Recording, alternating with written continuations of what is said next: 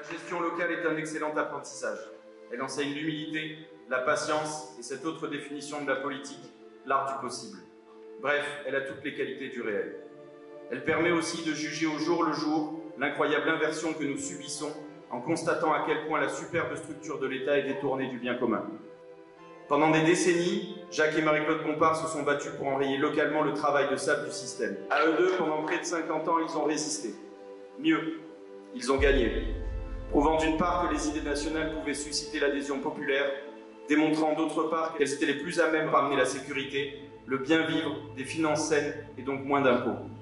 Les exemples d'Orange et de Bolène sont devenus des vitrines nationales de ce que le bon sens au service du bien commun pouvait permettre.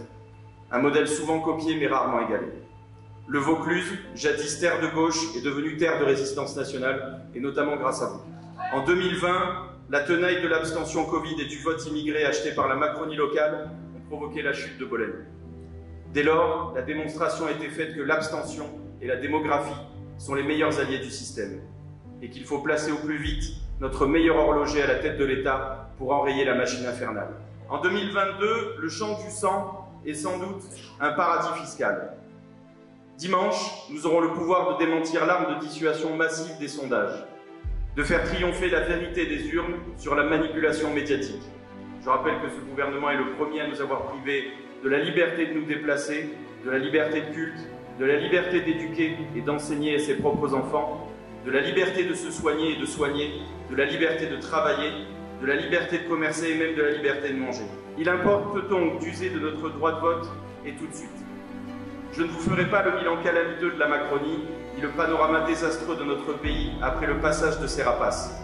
Je ne vous rappellerai pas qu'en 2030, la population française sera composée pour un tiers de retraités et pour un tiers d'habitants d'origine étrangère. Tout cela, vous le savez, vous en avez conscience, et vous voulez changer le cours des choses. En politique, on croit avoir le choix, mais on ne l'a pas. Le vote Zemmour, ce n'est pas seulement une évidence et une adhésion, c'est surtout un devoir pour ne pas disparaître. Comme il le reconnaît lui-même, rien ne l'y prédestinait. Et c'est pour cette raison qu'il est celui qui doit. Ce n'est pas la vanité, ce n'est pas la richesse, ce n'est pas la connivence qui l'anime. C'est l'amour de la France, de son histoire, de son peuple, de sa civilisation, de sa mission. C'est pour cette raison qu'il a réussi en un temps réduit à fédérer les énergies dispersées, à mobiliser une force militante extraordinaire en cette époque d'apathie et d'indifférence. Éric Zemmour est à la fois celui qui réussit à transcender le clivage artificiel du cordon sanitaire, tout comme celui qui permet les réconciliations humaines et politiques. Chers amis, ce soir, je vous invite à l'espoir et à croire en la victoire, car seule la victoire unit.